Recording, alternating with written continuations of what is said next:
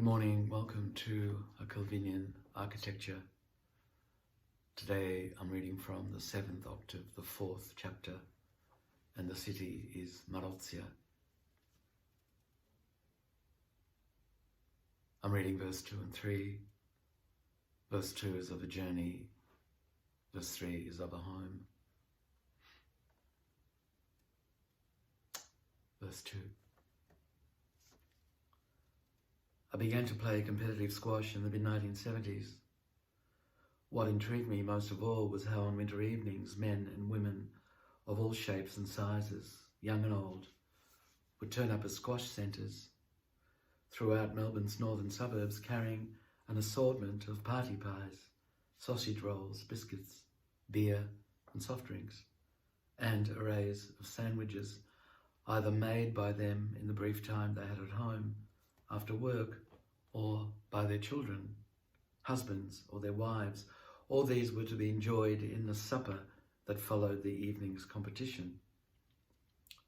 Absence from these suppers meant cold and hostile stares from one's opponents next time you played them.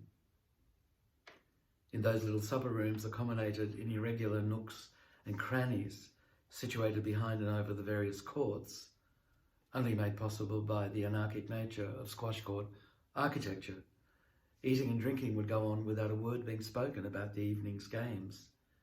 Here, men and women, though I have no experience of what women's team suppers were like, I suspect they were exactly the same. Here, men and women would meet and talk about their children, wives, husbands, jobs, and lives in general, unashamedly, as though purged by the litres of perspiration shed on the court. We could now, all of us, get on with the real business, the true reason for coming together. To simply be with each other, to understand a little of how others lived, a little of the unspoken mystery of the life of the other. I never felt any separation between these experiences and my practice as an artist. In fact, I sensed an increasing seamlessness between them.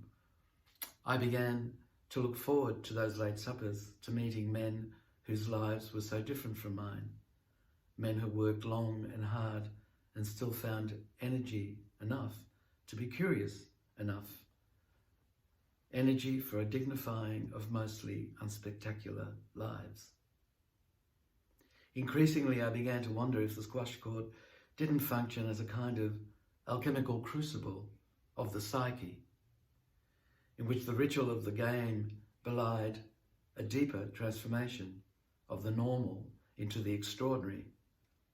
Because fractions of a centimetre in the ball's direction spell the difference between success and failure, absolute mental clarity must be maintained under intense physical stress in order to both be able to perceive possibilities opening up and to execute the right shot to take advantage of these instantly changing conditions.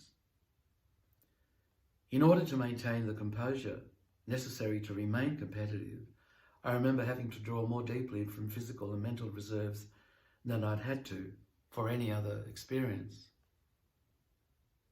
It seemed to me that all these men and women furiously chasing a little black rubber ball were perhaps really attempting to briefly experience a quintessential inner self through a process of intense integration of body and mind. What shape webs might be woven, I'd muse, if somehow the ball's path through the court over an entire match could be tracked and recorded?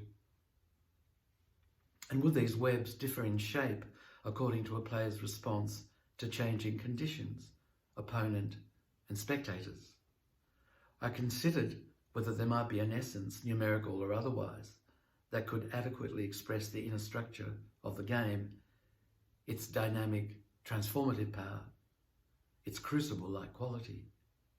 I began to investigate the history of the game, the structure of the court and its proportions, and soon I discovered that its principal dimensions in feet were all multiples of 7. I'd carry this knowledge with me on those long journeys to Whittlesea or Croydon or South Moran, always coming home way after midnight, feeling as though I floated from the car to the front door, and I would fall asleep almost levitating above my bed rather than lying in it. Still, it made little difference to the contests. I played no better or no more effectively for having constructed this perspective on the game for myself. I never shared it with any of my fellow players. I suspect they knew it all along anyway, felt all along squash's essential qualities of sevenness. The only difference between us was my longing for integration, my all-consuming need to bring seemingly disparate components together, my horror in having to succumb to the uncertainty principle. The three defining relationships in quantum physics between parts and the whole states the closer you come to measuring the velocity of a particle in space, the less you can know anything about its mass. And conversely, if you can measure the mass of any particle or body in space, the less you can know about its velocity.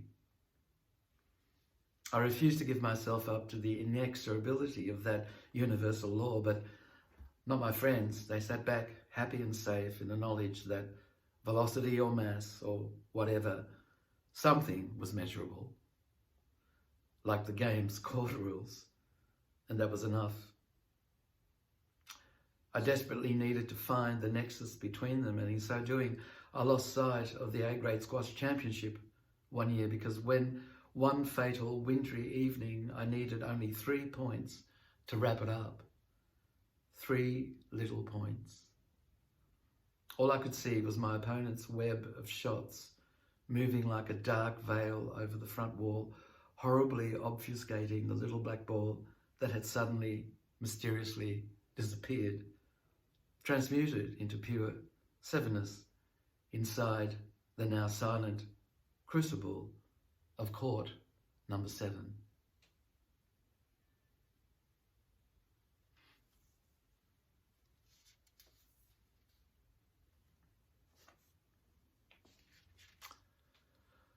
Verse 3. Now and then, especially through those long treks on winter nights to the squash courts, I desired intensely to live in one of those houses I'd passed by, all shades of cream, bricks, and orange glowing windows, beyond which paler or darker shadows fleetingly, sometimes jerkily, appeared.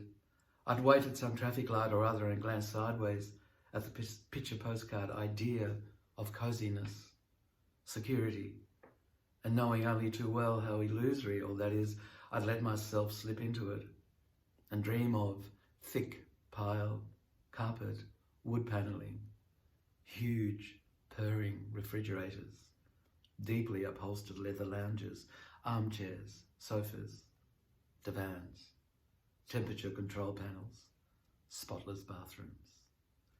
Then I'd suddenly get to the court and the bare concrete bricks of the changing room would snap me out of it, so that by the time I'd get home I'd be happy to kick open the creaking gate, duck under the wisteria and look at myself in the pock-marked mirror, inside which, reflected behind me, I could examine the illusion of my ordinary life, my ordinary things, all too, all very, all overwhelmingly, ordinarily real in the still silence of any after midnight.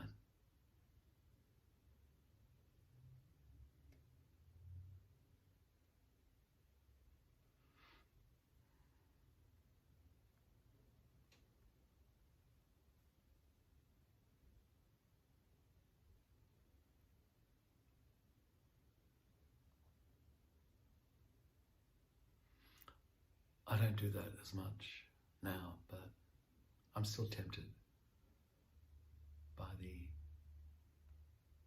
kind of comfy ordinariness of those exhibition homes you see sometimes driving through new estates. But I'm ever so glad to get back to my kind of ordinary.